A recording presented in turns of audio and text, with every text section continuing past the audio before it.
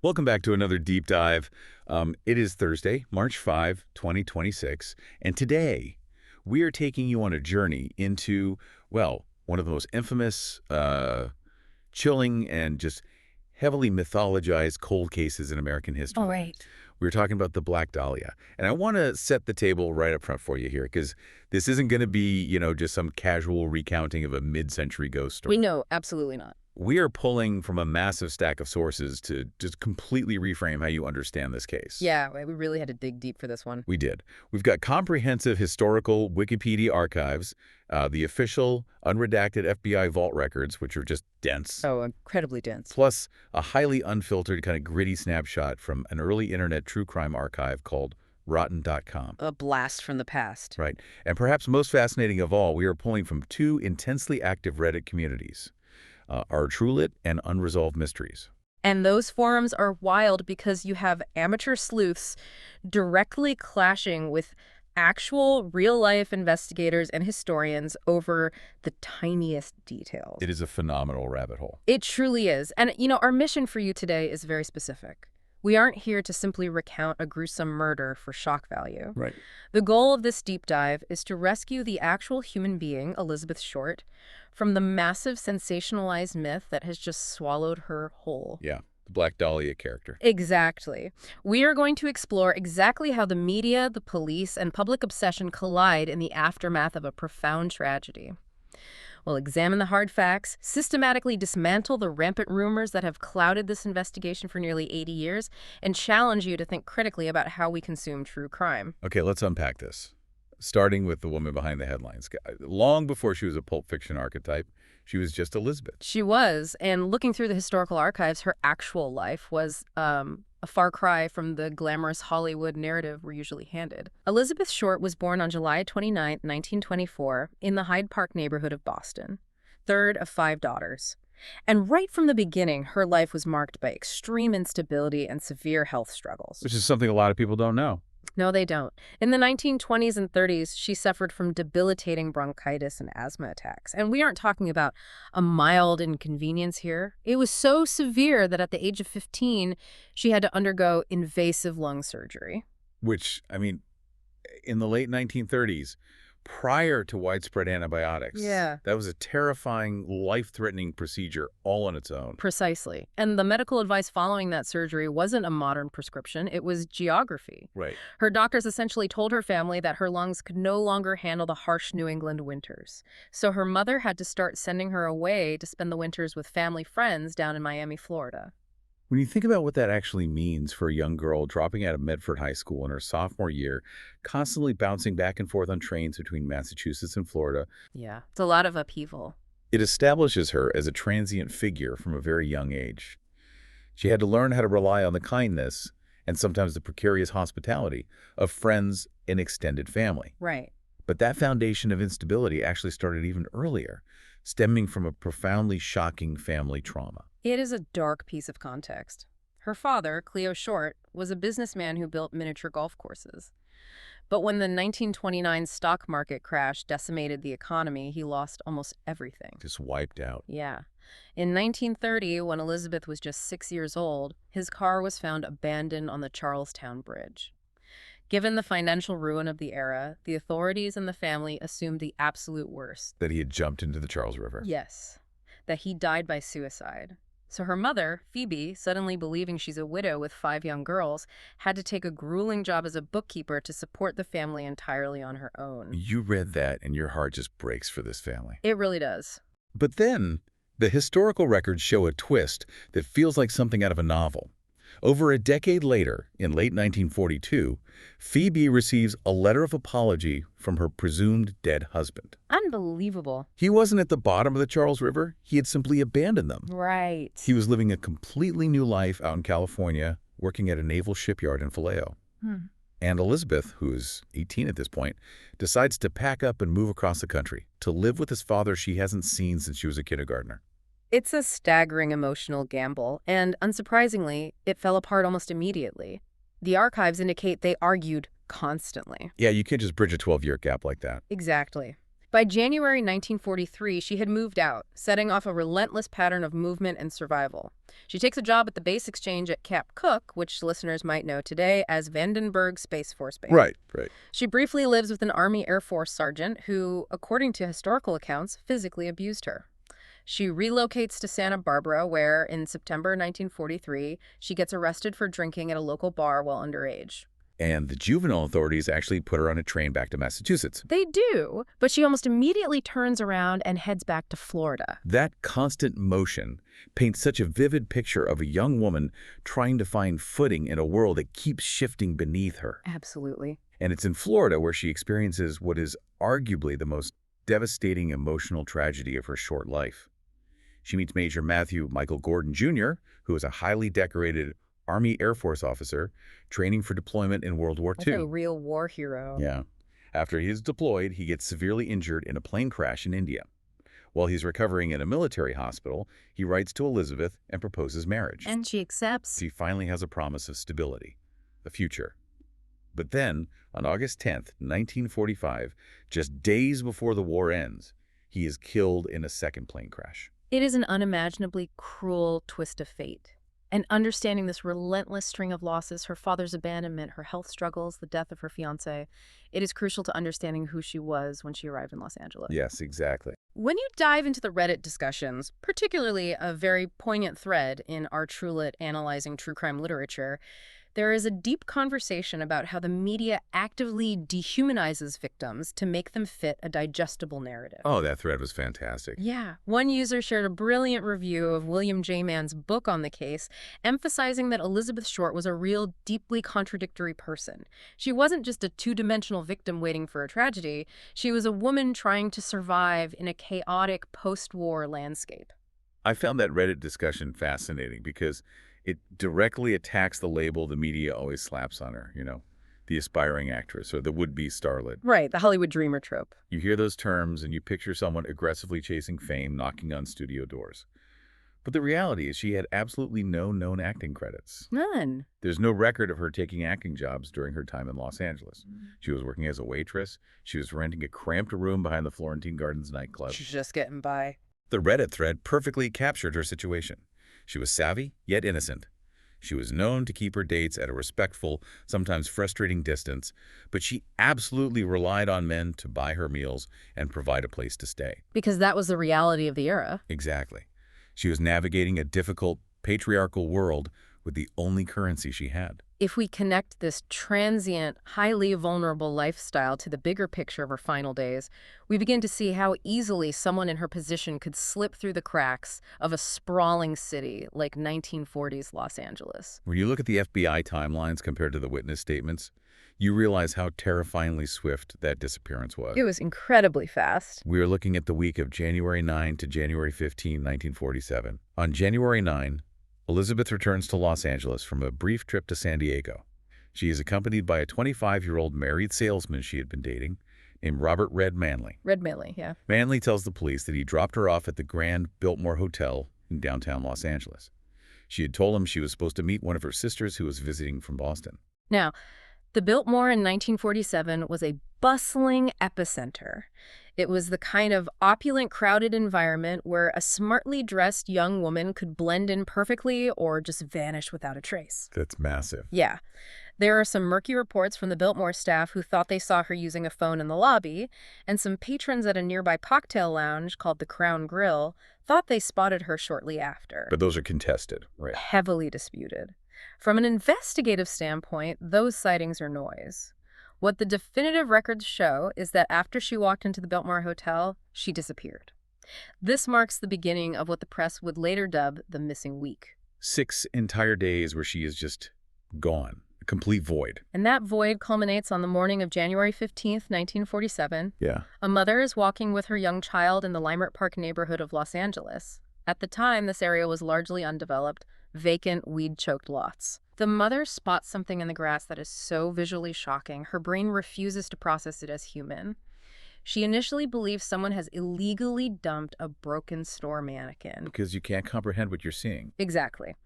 The reality, as documented in the case files, was vastly more horrific. It was the naked body of Elizabeth Short. And the state of the crime scene is what elevated this from a tragic local murder to an international obsession. Yes. The body had been completely severed at the waist. The autopsy report, performed by Los Angeles County Coroner Frederick Newbar, uses the medical term hemicorporectomy. Hemicorporectomy. Yes. But practically speaking, this isn't just a matter of brutalizing a body. Yeah. The killer transected her lumbar spine perfectly between the second and third vertebrae. Which requires skill. It requires distinct anatomical knowledge. Slicing cleanly through the spine without shattering the surrounding bone is not easy. Furthermore, the body was entirely drained of blood, leaving the skin a pallid, almost luminous white. Reading through the FBI vault records you pulled, the crime scene description actually made me stop and put the notes down. It's intense. Because it wasn't just a frantic dump site. The killer took the time to meticulously wash the body completely clean. Right. That implies a horrifying level of comfort, privacy, and time. And then they posed her. The records detail how her hands were placed over her head, her elbows bent at precise right angles, and her legs spread apart. It was entirely staged. The killer had even neatly tucked her intestines beneath her buttocks. And perhaps the most disturbing visual detail of all, her face had been slashed from the corners of her mouth out to her ears, creating what is historically known as a Glasgow smile. The autopsy revealed an astonishing level of sadism. There were deep lacerations on her thigh and breasts where entire portions of tissue had been systematically sliced away. She bore severe ligature marks on her ankles, wrists, and neck. Meaning she was bound? Yes, indicating she had been bound and tortured for a significant period. The official cause of death was determined to be hemorrhaging from the lacerations to her face, combined with the profound shock from severe concussive blows to the head. Wow. Interestingly, the medical examiner noted very little bruising along the incision line that cut her in half. That is a critical forensic detail because it suggests she was bisected after she was already dead, when her heart was no longer pumping blood to create bruises. The scene in Lambert Park yielded frustratingly few clues for the detectives. Yeah. I mean, they found a single heel print amid some tire tracks nearby, and they located an empty cement sack containing watery blood. But that was it. Yeah, the most glaring piece of evidence was what wasn't there. Because there was absolutely no blood on the ground surrounding the body, investigators immediately knew this was a secondary crime scene.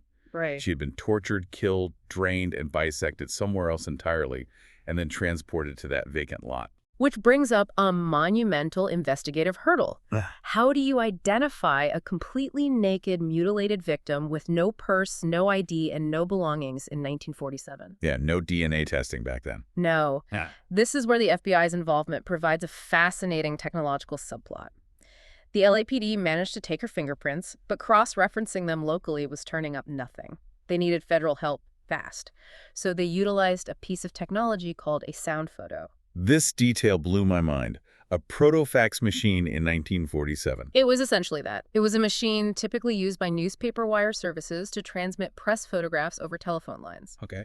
The LAPD physically took the fingerprint cards to a local newspaper office to use their machine, sending the analog transmission of those ridges and whorls all the way across the country to Washington, D.C. And the clerks at the FBI, manually searching through millions of physical cards, identified her in just 56 minutes. Incredible speed. That is an absolute bureaucratic miracle for the 1940s. And the reason they had her prints on file, it all circles back to her transient past. They had the prints from that 1943 underage drinking arrest in Santa Barbara, as well as from her application to work at the base exchange at Camp Cook. Right. The FBI matched them instantly and even had her mugshot readily available to hand over to the press. Now, looking at the sheer brutality, the precise bisection, and the bizarre posing, the Reddit community's particularly unresolved mysteries have engaged in massive, highly analytical debates regarding the psychological profile of the killer. Yes, the profiling debates. The core question they wrestle with is this. Was this a crime of uncontrollable, frenzied passion, or was it a cold, surgical, almost surrealist display? I spent hours reading that specific debate because the arguments are so compelling. You have one camp arguing that the bisection was purely practical, a way to fit a body into the trunk of a small 1940s coupe for easy transport. A logistical solution. Right. But then another Reddit user sharply countered that idea. They pointed out that a killer acting out of panic, just trying to get rid of a body, wouldn't go to the extreme, time-consuming effort of washing the body with gasoline, neatly tucking the intestines out of sight, and meticulously posing the limbs in a vacant lot. That takes deliberate focus. They argue it was a highly deliberate, horrifying message. Some users even drew connections to the exquisite corpse, surrealist art movement of the era, suggesting this wasn't just murder, it was an exhibition. And that exhibition is quality. The fact that the body was essentially staged for maximum visual impact perfectly primed this tragedy for what came next. The absolute unprecedented explosion of press coverage. The media was basically handed a story so lurid, so visually striking, and so shrouded in mystery that they seemingly threw every single ethical guideline out the nearest window. The media circus surrounding this case is, frankly, staggering to study. First, let's address the nickname itself, which has become iconic. The Black Dahlia. Right. Where did that actually come from? The historical sources indicate that newspapers of that era had a penchant for giving lurid, pulpy nicknames to high-profile murders to sell extra editions. Standard tabloid tactics. Exactly. In this instance, it was a dark play on the popular 1946 film noir thriller, The Blue Dahlia, which starred Veronica Lake and Alan Ladd. Some contemporary reports claim she earned the nickname while she was still alive, supposedly given to her by patrons at a Long Beach drugstore because she had striking jet black hair and a preference for wearing sheer black clothing. However, other rigorous historical sources argue that the press, specifically sensationalist reporters like Bevo Means from the Herald Express, completely invented the moniker after her death to give the tragedy a cinematic flair. So what does this all mean? The cruelty of the Los Angeles press corps in 1947 goes so much deeper than just slapping a catchy cinematic nickname on a murder victim. Oh, it gets so much worse. We really have to examine the actions of William Randolph Hearst's Los Angeles Examiner, and specifically a group of reporters named Wayne Sutton, Jimmy Richardson, and Jim Murray. As soon as the FBI identified Elizabeth and released her name, these reporters scrambled to find her family. Yeah. They managed to get her mother, Phoebe Short, on the telephone back in Boston. And the psychological manipulation they employed against a mother is unforgivable. They had the scoop that her daughter had been found bisected in a vacant lot. But they didn't lead with that. Wayne Sutton intentionally deceived Phoebe. He lied to her. He told her that Elizabeth had just won a major beauty contest in California. Just imagine that scenario. You are a mother who is worried about your vulnerable daughter bouncing around the country for years.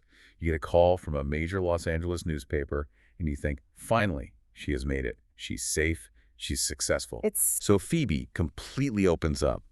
She starts telling these reporters all about Elizabeth's childhood, her school day triumphs, her hopes, her dreams. She is giving them all these deeply personal, intimate details, completely unaware of the reality. While they take notes. Jim Murray, one of the reporters of the room, actually recounted this entire nightmare decades later in an interview. He remembered Sutton, right in the middle of the call, putting his hand over the phone's mouthpiece, looking up at his editor and asking, "Now what do I tell her?" And the editor, without missing a beat, just said, "Now tell her." Cold as ice. So Sutton takes his hand off the mouthpiece and tells her the truth. He tells this poor woman, who's just spent 20 minutes joyfully sharing her daughter's dreams with him, that her child has been brutally murdered and mutilated. It's astonishing. Murray noted that he was still appalled by the incident decades later. But the examiner wasn't finished. They then offered to pay for Phoebe's airfare and hotel accommodations to come to Los Angeles, framing it as a way for her to help the police investigation. But that was a trap. It was a complete ploy. They just wanted to sequester her away from the police and, more importantly, from rival newspapers so they could maintain an exclusive monopoly on her quotes and grief. It makes your stomach turn. It's a profound ethical failure. And from there, with the mother sequestered and the public hungry for details, the newspapers just started inventing things out of thin air. Just writing fiction. They began referring to Elizabeth as an adventuress who prowled Hollywood Boulevard looking for trouble. The Times branded it a sex fiend slaying. They described the very standard black tailored suit she was last seen wearing as a tight skirt and a sheer blouse. They were actively sexing up the news to fit a pulp narrative. And once that narrative was set, the bizarre rumors sprouted instantly. If you look at the snapshot from the Rotten.com archive in our sources, it details some of the more absurd claims, including a persistent rumor that she was romantically linked to Marilyn Monroe. Right, which is completely baseless. The site mentions that sinister and conspiratorial reasons came to light, but the authors rightly conclude that these wild links were more likely to sell a story than anything else. This is exactly where Reddit user Larry Harnish enters the narrative, and he is a fascinating figure in this deep dive. Harnish is a former Los Angeles Times copy editor, a real-life historian, and an absolute expert who has spent decades researching this case. He's a powerhouse in these threads. He doesn't just read books about it, he reads the original unredacted district attorney files, and he is all over the unresolved mysteries threads, aggressively debunking these media-created myths. For instance, the deeply entrenched rumor that Elizabeth was a prostitute. People repeat that as fact all the time. They do. Harnish points out that the 1949 grand jury investigation proved definitively that there was absolutely no evidence she ever engaged in sex work. He notes that the prostitution myth actually stems from a fictional 1977 novel by John Gregory Dunn called True Confessions, which people eventually just absorbed as historical fact. Harnish also systematically dismantles the physical rumors.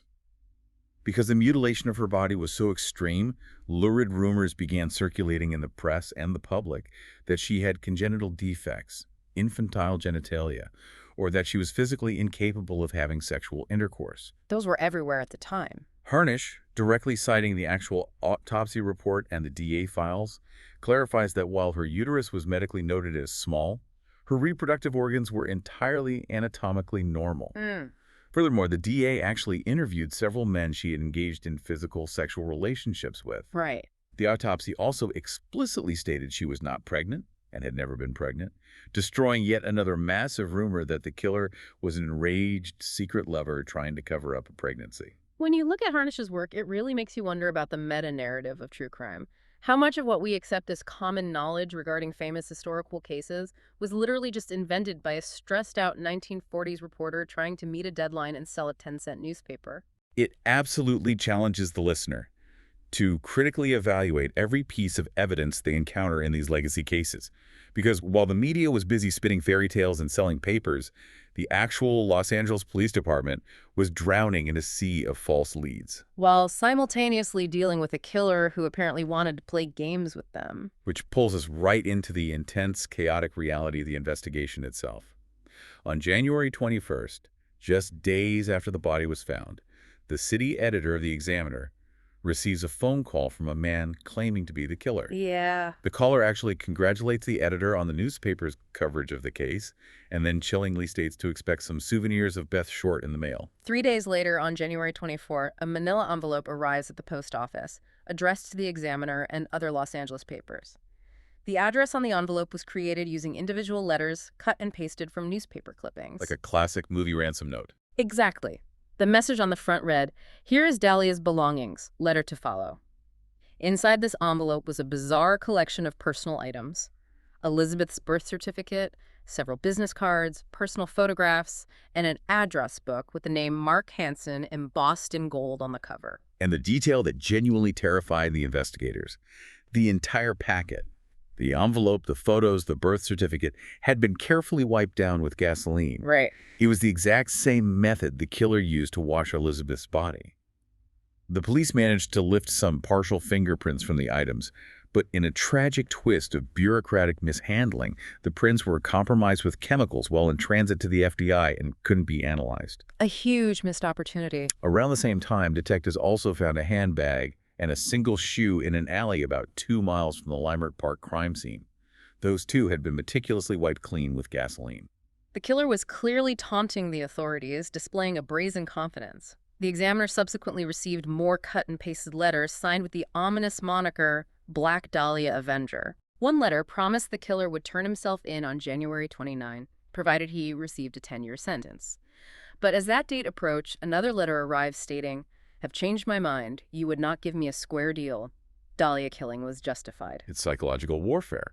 The hysteria in the city reached such a pitch that someone even left a fake suicide note tucked into a shoe on the beach in Venice, which read, "To whom it may concern, I have waited for the police to capture me for the Black Dahlia killing, but have not. I am too much of a coward to turn myself in." The LAPD was operating in a state of total chaos, and the intense media coverage resulted in an unbelievable phenomenon, a flood of false confessions. Over the decades, more than 500 people have formally confessed to murdering Elizabeth Short. 500. Think about that number, 500 people. Some of the people confessing in later years weren't even born yet in 1947. This is where the investigative concept of holdback evidence becomes incredibly crucial. The LAPD had to figure out a concrete way to filter out the cranks, the mentally ill, and the attention seekers from the actual perpetrator. Holdback evidence is a fundamental tenet of homicide investigation. It consists of highly specific, usually gruesome details about the crime scene that are deliberately kept out of the press releases. The logic is that only the true killer and the medical examiners would know these details. Yeah. In the Reddit threads, there is a fascinating, albeit incredibly disturbing, discussion about the specific 3 questions the LAPD supposedly utilized to verify these hundreds of confessions. The details of these questions are intense, but they show exactly what the detectives were dealing with. According to the deep dive in Unresolved Mysteries, the first question revolved around a specific rose tattoo Elizabeth had on her thigh. Right. The killer had allegedly excised that tattoo entirely from her leg, rolled up the piece of skin, and inserted it into her vagina. The second piece of holdback evidence involved a specific undisclosed object that was found inserted into her anus. And the third question had something to do with the specific type of hair dye she used, or another highly specific, intimate detail regarding the facial mutilation that the press never got wind of. Those details are horrific to hear, but from a purely investigative standpoint, they function as a flawless filter. If a man walked into a precinct downtown claiming to be the Black Dahlia Avenger, the detectives wouldn't have to argue with him. No? They would simply ask him to describe what he did to the tattoo on her thigh. If the confessor looked confused or guessed wrong, the police knew immediately they were sitting across from a liar and could throw him out. But I want you to imagine the immense psychological toll on those detectives. Sitting across a desk from hundreds of different people day after day, listening to them invent elaborate, violent stories about chopping a young woman in half and having to calmly use those 3 horrifying questions to prove they were lying. It must have been an incredibly dark environment to work in. Here's where it gets really interesting, though. Because beneath that massive mountain of 500 false confessions, there was a very real pool of highly scrutinized suspects. Men who actually caught the LAPD's attention and had the means, motive, or opportunity. Let's examine the men who made the shortlist, starting with the most obvious initial suspect in any homicide. The last person seen with the victim. That was Robert Red Mandler. Right. He was the 25-year-old married hardware salesman who drove Elizabeth from San Diego to Los Angeles and dropped her off at the Biltmore Hotel on January 9. When you look at the Reddit threads, users are quick to point out some highly suspicious circumstantial details surrounding Manley. First, he sold hardware and plumbing supplies. Yeah. Remember that empty cement sack containing watery blood found near the crime scene? Yeah. Several amateur sleuths theorized that a plumbing supply salesman would have incredibly easy access to industrial cement bags. Furthermore, the historical files indicate Manley was suffering from paranoid mental illness and severe stress at the time. He was in a bad mental state. He was estranged from his wife and his new baby, creating a volatile psychological profile. It is a compelling circumstantial case, and the LAPD certainly thought so initially. They brought Manley in and subjected him to intense scrutiny.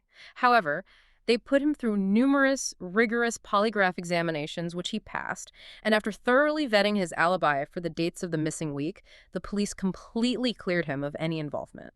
Then you have Mark Hansen. His name was literally embossed in gold on the cover of the address book that was mailed to the newspaper, along with Elizabeth's birth certificate. Hansen was a wealthy, highly influential local nightclub and theater owner. He owned several independent theaters and maintained an office at the Florentine Gardens, right where Elizabeth had been renting a room. The connection there was more than just passing. Elizabeth had actually stayed at Hansen's sprawling home with several other young women. During the investigation, one of her former roommates told detectives that Elizabeth had recently rejected direct sexual advances from Hansen. This immediately provided investigators with a classic, highly plausible motive. A powerful man whose ego was bruised by a rejection. Hansen was deeply connected to the gritty, often corrupt reality of Los Angeles nightlife. But, similar to Manley, after intense questioning and background checks, the police ultimately cleared him as a suspect. But the suspect that absolutely dominates the cultural conversation today, especially in online true crime spaces, is Dr. George Hodo.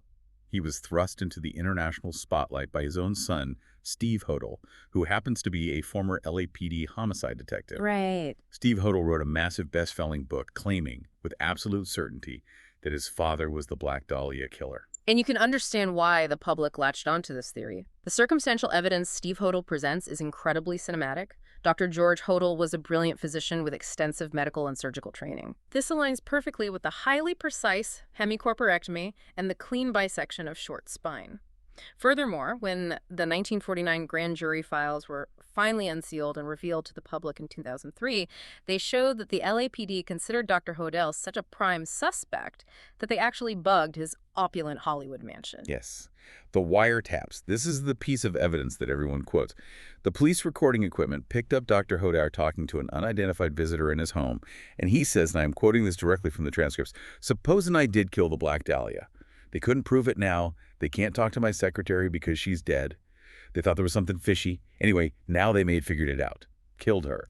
Maybe I did kill my secretary." Sounds bad. You hear a quote like that, and it sounds like a definitive, arrogant confession caught on tape. It sounds incredibly damning on its face, and Dr. Hodel's personal life only added to the sinister profile. Prior to the Dahlia investigation, he was highly suspected of murdering his own secretary, Ruth Spalding, by intentionally giving her a drug overdose because she allegedly knew he was performing illegal abortions. Right. He was also put on trial for incest, accused of raping his own teenage daughter, Tamar. Although he was acquitted of the incest charges, the trial destroyed his reputation, and he immediately fled the United States, living as an expatriate in the Philippines from 1950 to 1990. It is the perfect profile of an untouchable aristocratic villain. But hold on, because this is where we get a massive, deeply satisfying counter-narrative from our sources. Remember Larry Harnish, the former LA Times editor in the Reddit comments? He wades into these threads and aggressively dismantles the George Hodel theory piece by piece. He does not hold back. First, he points out a crucial credibility issue. Steve Hodel is viewed by many serious historians as a bit of a crank. Steve doesn't just think his dad killed Elizabeth Short. He has gone on to claim his dad was also the Zodiac killer in Northern California and that he committed the Chicago lipstick murders. He basically attributes every major unsolved crime of the 20th century to his father. Harnish also provides vital context that completely changes how you read that infamous wiretap quote. He points out that the LAPD's recording equipment in 1949 was terrible. It was scratchy, cutting in and out, and they missed large portions of the conversation. Yeah. According to Harnish's reading of the full, unredacted DA files, Dr. Hodel was actually talking to a German friend about an entirely different, unnamed man who had recently been convicted of murder. Hodel, who was highly intelligent and likely knew his phone lines were tapped by the police, made a dark, sarcastic, self-mocking joke. He was essentially saying, oh, if the police think he did it, then they probably think I did it too. Maybe I killed my secretary while I was at it. Harnish asserts that the DA's files show they surveilled Hodel extensively, realized the context of the conversations, determined he was not a serious suspect, and officially abandoned the investigation into him. Harnish states unequivocally in the forums, George Hodel never killed anyone. It is wild how context can completely neutralize what sounds like a smoking gun. Harnish also takes aim at another highly popular suspect, Leslie Dillon. Author Payu Eatwell wrote a very well-received 2017 book called Black Dahlia, Red Rose. In it, she claims that Dillon, who was a former mortician's assistant, which explains the draining of the blood, killed Elizabeth at the Astor Motel. Right. Eatwell's theory hinges on the claim that Elizabeth knew about a hotel robbery scheme Dillon was involved in, and that a room at the Astor Motel was found covered in blood and fecal matter shortly after the murder. It's another theory that neatly ties up the loose ends. But once again, Harnish steps in with the primary historical documents. He states that he personally examined the district attorney's files regarding Leslie Dillon. According to those official records, the authorities positively placed Leslie Dillon in San Francisco at the exact time Elizabeth Short was murdered in Los Angeles. A completely solid alibi. He had a rock-solid alibi. Harnish suggests that Eatwell either completely missed these exculpatory files during her research, or, more cynically, willfully ignored them in order to sell books and push her sensational theory. So if we follow the primary documents and rule out Red Manley, Mark Hansen, George Hodel, and Leslie Dillon, who does that leave? On Reddit, Harnish points to his own preferred, highly researched suspect, Dr. Walter Bailey. Dr. Bailey is a fascinating hidden-in-plain-sight candidate. He was a skilled surgeon living in Los Angeles, which immediately fits the profile necessary to perform the hemicorporectomy. But what makes Bailey compelling isn't just his medical background, it's his psychological profile. Yeah, this is where it gets dark. According to the Reddit summaries of Harnish's extensive research, Dr. Bailey had suffered a profound, tragic personal history, specifically the devastating loss of his own son in an accident. Now, we know from witness accounts that Elizabeth Short, in her desperate attempts to survive and gain sympathy from strangers, was known to sometimes run a con where she would tell people she had a dead child. Survival tactic. The theory Harnish posits is incredibly dark. He suggests that Elizabeth crossed paths with Dr. Bailey and attempted this sympathy con on him, inadvertently using a timeline or details that matched his actual deceased child. For a man already teetering on the edge of grief, this cruel coincidence triggered a massive psychotic break. Furthermore, Dr. Bailey passed away from natural causes just a year or so after the murder. Wow. This perfectly explains the biggest mystery of the case, why the killer seemingly never struck again. And that brings up such an important point, because when you look at the sheer overwhelming brutality of this crime, the Glasgow smile, the bisection, the torture, the surgical posing, people naturally assume a killer with that level of extreme pathology cannot possibly strike just once. Exactly. What's fascinating here is it forces us to confront a major debate in criminological profiling. Was the Black Dahlia the victim of a localized one-and-done killer? Or was she part of a much larger serial menace that was plaguing the entire country? In the years following her death, both the police and the terrified public desperately tried to connect her murder to other horrific crimes. Right. Some investigators looked east to the Cleveland torso murders, which terrorized Ohio between 1934 and 1938. Right. The unidentified killer in that case also bisected and dismembered his victims, often draining them of blood. Detective Peter Merlo, a famous investigator from Cleveland, and even the biographer for Elliot Ness, strongly suspected a link, theorizing that the butcher of Kingsbury Run had simply drifted west to Los Angeles. There was also a massive push by the LAPD to connect Elizabeth's murder to the Chicago lipstick murders in 1946. This involved the horrific murder and dismemberment of a 6-year-old girl named Suzanne Degnan.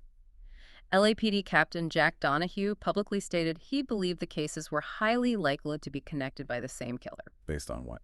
He pointed out geographical oddities. For instance, Elizabeth's body was found on Norton Avenue in LA, which was just 3 blocks west of a street named Degnan Boulevard. Furthermore, investigators claim the handwriting on the taunting letters sent by the Black Dahlia Avenger closely matched the Degnan ransom note left in Chicago.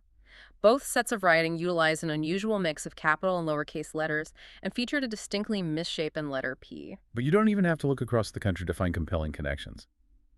The most terrifying links are the lone woman murders that occurred right there in Los Angeles. Between 1943 and 1949, over a dozen unsolved murders of young, attractive women occurred in the LA area, and many of them involved severe sexual mutilation and posing. It was an era of intense paranoia for women in the city. For instance, in 1944, 20-year-old Georgette Bauerdorf was found face down in her overflowing bathtub, having been strangled and assaulted. Some true crime authors attempted to link her directly to Elizabeth Short by claiming they both worked as hostesses at the famous Hollywood canteen, suggesting the killer stalked women from that specific location. Which isn't true. No. Rigorous researchers like Larry Harnish fiercely dispute that Short ever actually worked there, again separating the myth from the reality. Then there was the horrific case of John French in February 1947, found badly beaten and nude in a lover's lane just a month after the Dahlia discovery. The killer had used red lipstick to write a message on her stomach. The press reported that the letters read FUBD. Right. The newspapers obviously went wild, assuming BD stood for Black Dahlia, signaling the killer was striking again. Though years later, historians and police argued the sloppy handwriting probably said PD, meant as a taunt to the police department. Looking at these clustered cases sparks a massive debate on the unresolved mystery subreddit regarding human psychology. Modern criminological profiling often suggests that a killer who goes to the extreme theatrical length seen in the Dahlia case is acting out a deep-seated, escalating pathology that doesn't just spontaneously turn off. They don't just stop. One highly upvoted user argued the conventional wisdom, killers like this escalate. They build up to a crime this severe, and then they continue until they are caught or killed. For a mutilation this specific to only happen one time, and then the killer just goes back to paying taxes and mowing his lawn, makes no sense. But I loved reading the replies to that because other users fiercely push back against that Hollywood-style profiling assumption. They point out that real-life killers, like the BTK Strangler or the Golden State Killer, actually did stop their crimes for incredibly long periods, sometimes decades, living seemingly normal lives. That's true. One user argued that the idea of serial killers being uncontrollable monsters unable to stop is an outdated myth perpetuated by movies. They suggest the Dahlia case could have been a fatal singular intersection, a horrific, highly localized fantasy acted out by a deeply disturbed individual who, for whatever reason, was satisfied and then slipped right back into their mundane routine. Or, as the Dr. Bailey theory suggests, if they didn't stop voluntarily, it's because they simply died of natural causes shortly after, or were locked up in an asylum or prison for a completely unrelated minor crime. It forces you to reconsider your assumptions about extreme violence. The idea of an escalating mastermind serial killer is terrifying, but it provides a neat, understandable narrative arc. The reality is often much messier and much more disturbing. Sometimes an unimaginable act of violence is just that, a singular, localized, unimaginable act that defies categorization. Which perfectly transitions us to the cultural legacy of Elizabeth Short. Why, almost 80 years later, are we dedicating an hour to her case? Why is she still a household name? She has been the subject of countless books, television shows, and big-budget movies. The famous crime author, James Ellroy, wrote a seminal 1987 novel called The Black Dahlia, which was later adapted into a film by Brian De Palma. Right. Ellroy used the framework of the murder to explore politics, police corruption, and the dark underbelly of post-war LA. But as literary critics and historians constantly point out, his novel bears almost no relation to the actual bureaucratic facts of the real investigation. And this touches on a profound, highly relevant ethical debate happening right now in the Unresolved Mysteries thread regarding how we consume these stories. One user left a comment talking about how if you close your eyes in downtown LA, you can still imagine the ragtime on the radio, jazz clubs on every side, and a steady drizzle falling from the neon-lit night sky. They were actively romanticizing the noir LA aesthetic, treating the era like a mood board. And another user absolutely eviscerated them for it. I highlighted this exchange because it's the core of our mission today. The second user pointed out the gross ethical failure of romanticizing an era and an aesthetic that is literally built on the real-life mutilation of a 22-year-old woman. It's a great point. They quoted the horrific clinical details of the autopsy report right back at the first user and sarcastically wrote, just another crime for a shop-worn gumshoe to tackle in the rain-soaked streets. Jesus Christ, WTF. It's a harsh, jarring, but entirely necessary reality check. When you consume true crime content, whether it's a deep dive like this, a documentary, or a historical novel, you have to ask yourself a difficult question. What are you actually looking for? Are you looking for a gritty, neon-lit aesthetic to enjoy from the safety of your couch? Are you looking for a puzzle to solve so you can feel clever? Or are you seeking the truth about a lost human life? William J. Mann's recent historical book, which is praised heavily by the readers in the Reddit threads, attempts to do the latter. His work focuses aggressively on undoing the decades of victim blaming and the immense shame placed on Elizabeth Short by a patriarchal society and a greedy press. He tries to render her fully as a human being, highlighting her contradictions, her struggles with asthma, her grief over her fiancé, restoring her humanity in a space that usually just treats her as a prop. And reading these sources, it is comforting to know that there are people who still deeply care about her humanity today. And one of the most touching, unexpected details from the Reddit threads, a user from Oakland, California, mentioned that Elizabeth Short is actually buried right there in Mountain View Cemetery. Her mother, Phoebe, moved out to Oakland to be near her daughter's grave and lived there quietly until she passed away in 1992. Today, Elizabeth has no family left in the immediate area to visit her.